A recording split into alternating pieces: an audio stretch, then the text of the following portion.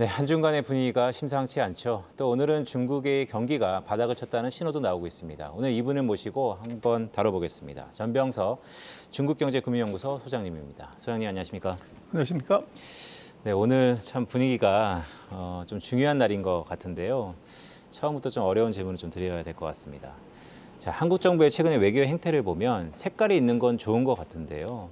한국 경제의 중국의 익스포저, 수출만 보면 대중국은 25%, 일본, 홍콩까지 합치면 약 30%가 넘는데, 자, 이 행보에 대해서 중국 정부는 또 경고를 날리고 있습니다. 이 전반적으로 어떻게 봐야 될까요? 외교적 어떻게 보면 레토릭하고 그 경제적인 액션은 다르게 봐야 될 것 같아요. 그래서 지금은 뭐 전 세계가 다가 어떻게 보면 친구 만들기, 공급망 전쟁에서 친구 만들기에 이제 혈안이 돼 있는데 친구를 새로 만들지는 못하더라도 있는 친구를 쫓아내는 것은 그 바보짓이고요. 그래서 중국이 이번에 이제 우리가 IPEF에서도 우리가 먼저 가입했고 이번에 나토 문제도 같이 있었지만 중국이 말만 했지 액션한 건 없습니다. 그래서 그것은 이제 두 가지로 생각할 수 있는데 첫 번째는 이 한국 정부의 출범 초기부터 한국과 이제 적대 관계로 가는 것은 이것은 현명하지 않은 처사다 이렇게 볼 수 있고 또 중요한 것은 이제 공급망에서 핵심이 뭐냐 그러면 이건 반도체죠. 그래서 반도체를 빼버리면 뭐 세상에 지금 거의 대부분 것들이 안고 없는 진빵이 되는데 거기에서 미국, 일본, 한국, 대만 소위 말하는 칩4라고 하는 이 반도체 공급 동맹이 중국을 배제시켰다는 것이 미국의 이제 전략이자 IPEF의 본질이죠. 그렇죠. 근데 거기서 만약에 반도체 공급이 안 되면 중국으로서는 뭐 4차 산업혁명이고 뭐고 다 끝이 나는데 거기서 가장 약한 고리가 뭐냐? 그래서 미국, 일본, 대만은 이것은 뭐 건드릴 수 없는, 건드려봤자 답이 없는 거지만 한국이 유일한 어떻게 보면 협력의 대상이 될 수 있기 때문에 이 가장 약한 고리를 적으로 만들어서 이 공급망을 봉쇄당하는 그런 우려를 범할 가능성은 없어 보인다. 네, 아주 중요한 말씀을 주신 것 같습니다. 중국 정부 입장에서 보면 한국은 어떻게 보면 적대로 두면 안 되는 국가다라는 말씀을 주셨기 때문에 지금 중국의 정부의 강한 글쎄요 스탠스에도 불구하고 실제 액션은 좀 다를 거다라는 말씀을 주셨고요. 자, 증시 얘기를 좀 해볼까요? 소장님께서는 지난 4에서 5월경에 중국 증시 반등한다는 얘기를 하셨었어요. 근데 그때는 중국 증시 별로 안 좋았는데 실제 반등의 기미가 보이고 있습니다. 어떤 근거였을까요? 그래서 돈의 예지력이 굉장히 무서운 것 같아요. 그래서 이제 뭐 투자를 언제 하냐고 그럴 때 증시의 격언은 길거리에 피가 흥건할 때 그때가 가장 싸게 사는 시점이다. 그런 얘기를 하는데요.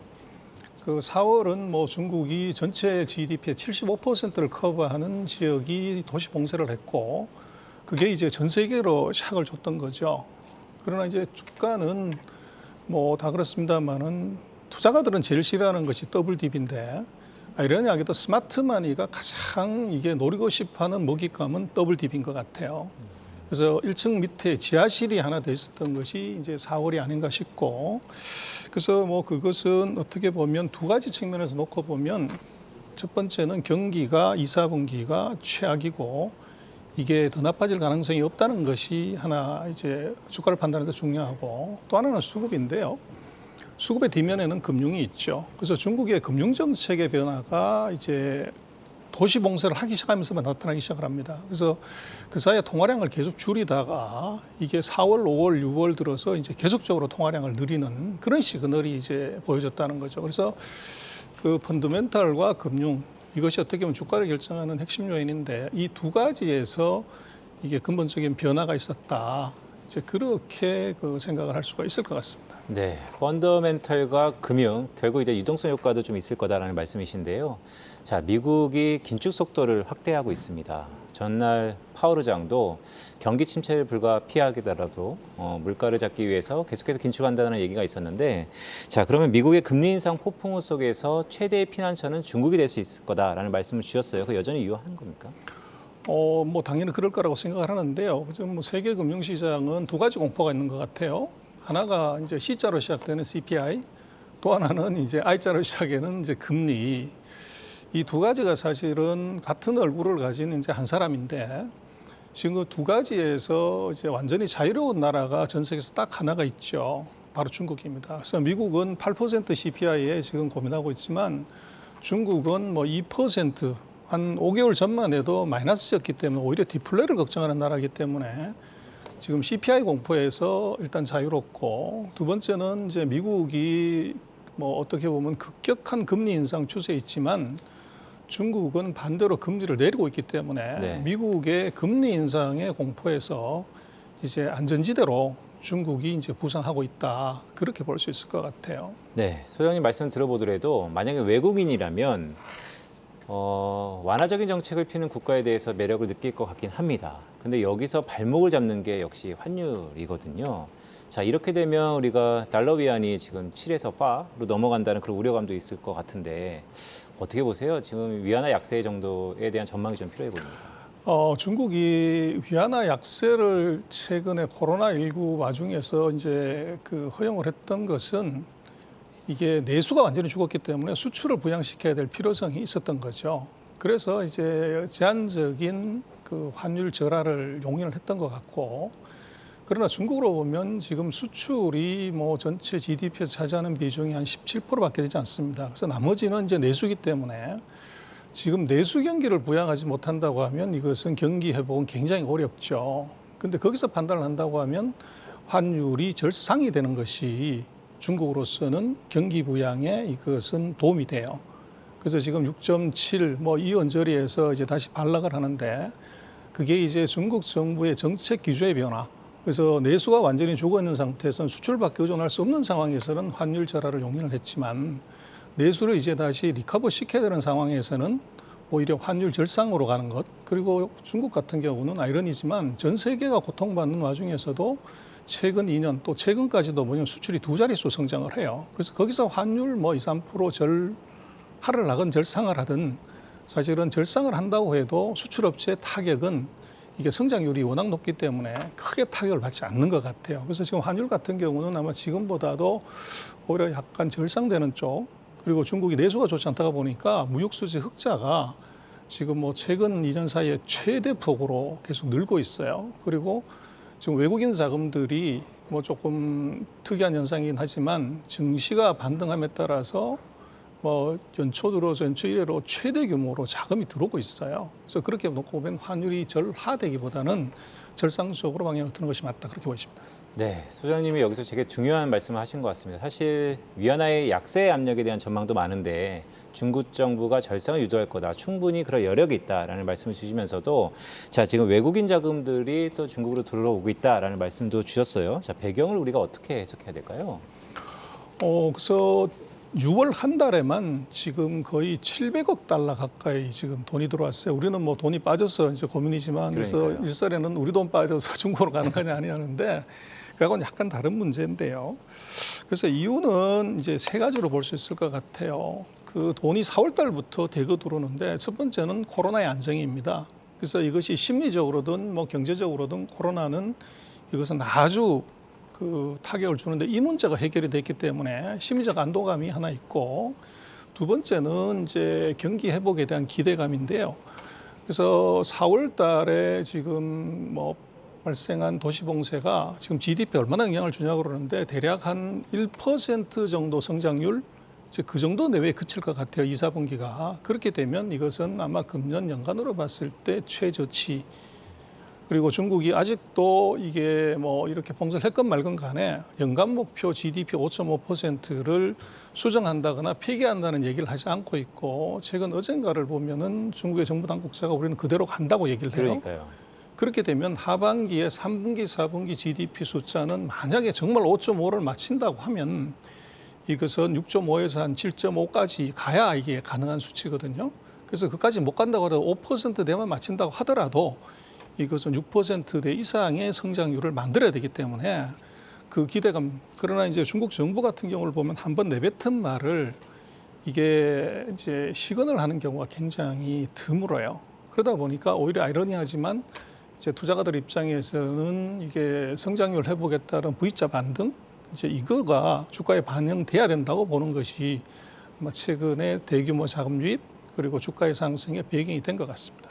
네, 소장님 말씀을 쭉 들어보니까 이해를 갑니다. 결국 2분기 성장률이 가장 낮은 저점일 거고, 그러면 연간 목표의 5.5%를 달성하기 위해서는 산수적으로 보더라도 하반기에 한 5에서 6%더 나가서 7%까지 가능하다라는 말씀 주셨는데 그게 설사 달성하지 못하더라도 중국 정부가 많은 공급 대책을 필 테니까 기대감이 있는 것 같아요. 자, 그런데 이런 우려가 있습니다. 중국 그러면 다 알겠는데 이 꼭 발목을 잡았던 게 정치적인 블랙박스.